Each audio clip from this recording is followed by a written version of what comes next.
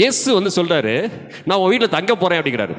தங்க போறேங்கிறதான அந்த வார்த்தையை கேட்டதான சகையினுடைய இருதயத்தில் இருந்ததான அந்த உலக பிரகாரமான பொருளாசையானது முதலாவதாக அவனை விட்டு விலகி போயிடுச்சு. அவன் சொல்றான், ஆண்டவரே, நான் யார்கிட்டையாவது அநியாயம் வாங்கியிருந்தாக்க நான் நாளத்தை திரும்பி கொடுக்குறேன். ஸ்தோத்திரம். இந்த உபகாரமான அந்த தன்மையை வந்து வேற எங்கேயும் பார்க்க முடியாது. நிறைய பணம், நிறைய ஆஸ்தி அவன்கிட்ட இருக்குது, எல்லாம் அநியாயமாக சம்பாதித்ததான அந்த வட்டி பணம். அவன் சொல்கிறான், இயேசு என் வீட்டுக்கு வரேன்னு சொன்ன உடனடியான ஒரு மன திரும்புதலானது அந்த மனுஷனுக்கு வந்துருச்சு. அப்போ என்ன பண்ணுறானாக்க, வேத வசனத்துக்கு கீழ்ப்படியக்கூடியதான கீழ்ப்படிதலின் ஆவியானது முதலாவதாக சகைக்குள்ளே வந்தபடினால எடுத்தவன் சொல்கிறான், ஆண்டவரே, என்னுடைய ஆஸ்தியில் பாதிய ஏழை எளிய ஜனங்களுக்கு கொடுத்துட்றேன். யார்கிட்டையாவது நான் அநியாயம் வாங்கியிருந்தாக்க நான் 1 மடங்கு வாங்கியிருப்பேன், 4 தனியாக திரும்ப செலுத்துகிறேன்.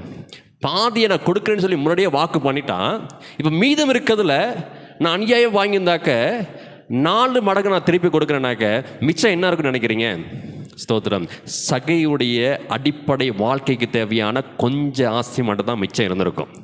அப்போ பாருங்களேன், அநியாயமாக சம்பாதிச்ச எல்லாத்தையும் வந்த வழியிலேயே திரும்ப கொடுத்துட்டு, எனக்கு கர்த்தர் கொடுக்கக்கூடியதான அந்த மனரம்யமான வாழ்க்கை போதும், சமாதானம் போதும், என் குடும்பத்தை ஆசீர்வதிக்கக்கூடிய கர்த்தருடைய ஆசீர்வாதம் போதும் என்று சொல்லி போதும் என்றதான மனதில் கூடிய தெய்வ பக்திக்கு முதலாவது இடம் கொடுத்தவன் இந்த சகையு தான். கர்த்தருடைய நாமத்திற்கு மகிமை உண்டாவதாக. எழுதுறான், பவுல் எழுதுறான், போதும் என்ற மனதுடனே கூடிய தெய்வ பக்தியை மிகுந்த ஆதாயம் என்று பவுல் எழுதுறான்.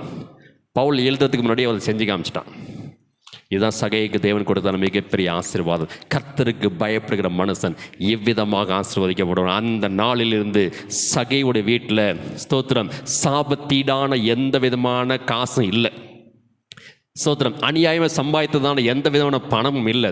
மிச்சம் மீதம் இருந்ததான அந்த பணமே கர்த்தர் அவனுக்காக மிச்சம் வைத்திருந்ததான மிகப்பெரிய ஆசீர்வாதத்துடைய அடித்தளம். அதிலிருந்து சகையினுடைய வாழ்க்கையானது ஒரு நீதிமானுக்குரிய வாழ்க்கையாக மாறி போயிடுச்சு, ஐஸ்வர்ய வாழ்க்கையாக மாறி போயிடுச்சு, ஆசீர்வாத வாழ்க்கையாக மாறி போயிடுச்சு, அநேகருக்கு உதவி செய்யக்கூடிய மனிதனாக மாறி போயிட்டான். கர்த்தர் என்ன பண்ணலானாக்க அவனை குறைவுபடவே வைக்கல. இதுதான் சகையுடைய வாழ்க்கையில் மிகப்பெரிய ஆசை.